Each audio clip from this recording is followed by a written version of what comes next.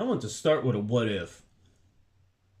What if I told you that the blueprint for modern masculinity, the guy who is polite, reads philosophy, kills a man by ripping his throat out, and then quotes Epictetus, almost starred Annette Bening? Well, before we start record, I just found out that Bill Murray has a weird tradition regarding this movie. Whenever it comes on TV, he calls up his friend, the producer, and says, "Hey, Patrick Swayze is banging your wife right now." And honestly, that might be the perfect way to watch Roadhouse. Not as a serious action movie, but as a strange, sweaty, unintentionally hilarious piece of art that we are going to try to defend for the next 15 minutes.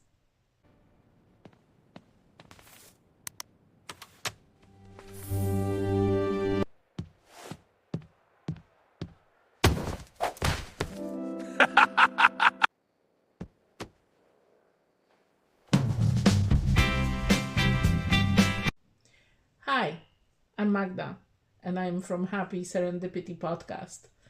It's out every Thursday on Amazon and Spotify. And if you want to say something to me, you can find me at HSerendipityPod on X. This week, we're putting Roadhouse into the guillotine, even with our fandom of it. And you can find me at QuipQuestPod on X.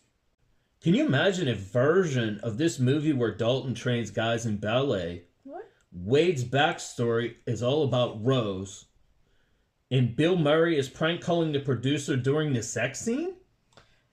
Do you know that there is a little bit tiny creative morsel of information here that Patrick Swayze had quite an input into the soundtrack of this movie?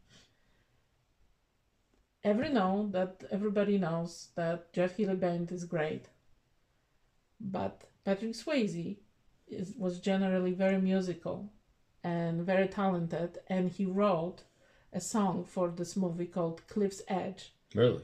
And really sang 2 tracks to the movie. 2? Yeah. No.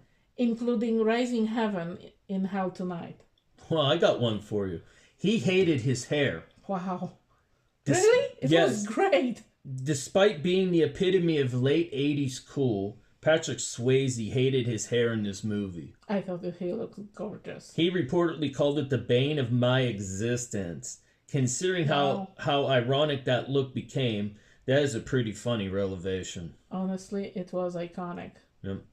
What if about the Annette Bening?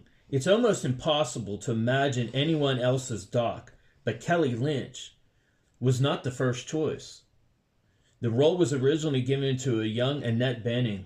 She reportedly was fired because the producers felt she had no connection or fire with star Patrick Swayze. Understandable, since I know this movie for so many years. I can't imagine her being like love interest of his in this. Not enough grit, a little too polished, you know. Okay. Sounds interesting. Yeah, did you know that this movie had the Elvis connection? What's that? Red Webster, you know, the guy from the auto parts store. Oh, yeah. The one that Dalton helped clean the mess after the visit from the Brad Wesley people. And no, Brad Wesley, yeah. Brad Wesley himself. Wasn't just a random actor. Really? You know? Yeah. Red West was a real-life member of Elvis Presley's Memphis Mafia. Wow. He was a close friend of the king, his bodyguard, and an actor in several of Elvis's films. Well, we talked about my favorite character in this movie, which probably would be Sam Elliott, but this time we're going to talk about Ben Gazzara. Sam Elliott and his voice. Brad Wesley Yeah, was a highly respected dramatic actor. So why do the schlocky action film? I asked that so. Schlocky? Yeah. What the word is that? He said in an interview that when he received the ridiculously long facts of the script in Rome, He unrolled it all over the floor. You're stepping on me. He unrolled it all over the floor and started laughing. He took the role because the character was too delicious. And he wanted to have fun with it. Then you mentioned Sam Elliott and the voice of his, the weathered leather voice.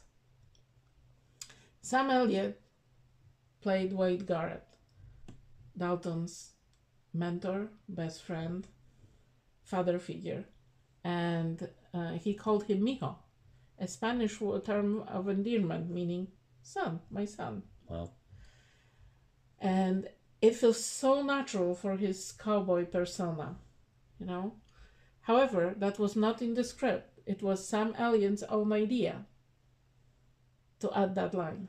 Really? Yeah, it added depth, you know, like to their relationship. Speaking of something that was ironic about this movie, the authentic musician, the blind blues guitarist at the Double Deuce, Cody, is played by the late Jeff Healey, a real-life musical prodigy who was blind.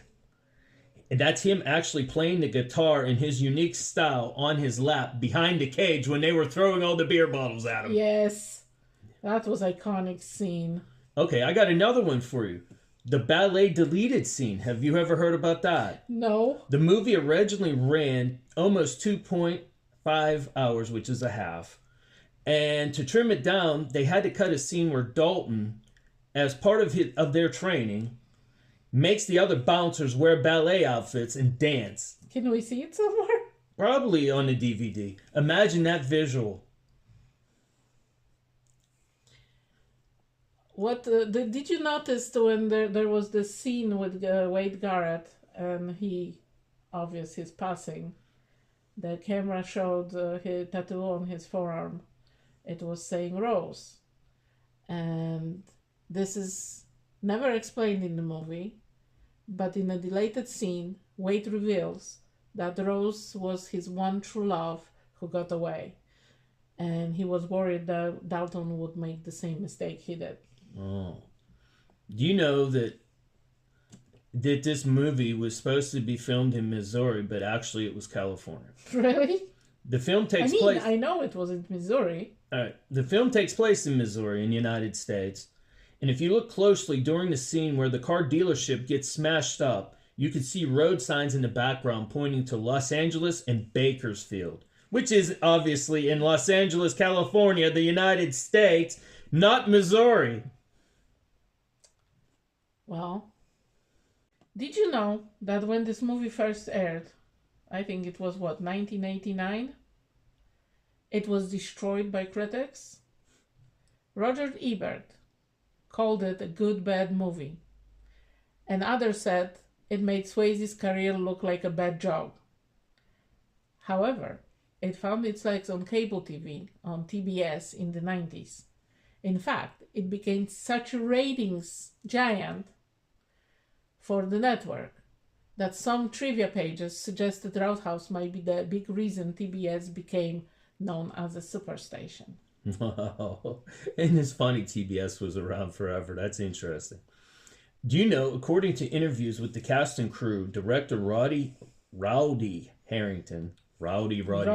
Yeah, I blew that one. Real nice. Rowdy Piper. Right. That's what I was saying. Fight choreographer Charlie Piccioni, I have it here on the note, but I guess I didn't say it right, weren't going for slapstick. They were going for visceral exhaustion. In fact, they shot the final river fight so many times it became a legendary endurance test.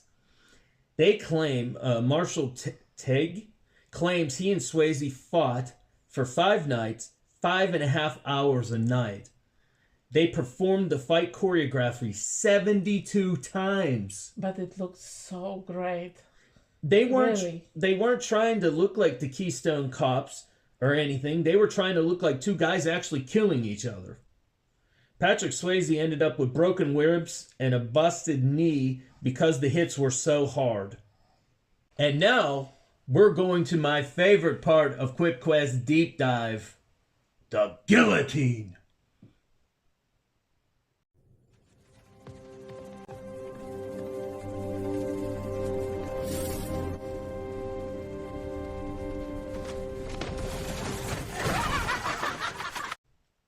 What the? It died dead like the ice cream machine at McDonald's. For the next episode, we'll do something colorful. Because you need color in your life. The Addams Family. Oh, thank God, no sci-fi crap. Remember, opinions are like assholes. Everybody has one. So long.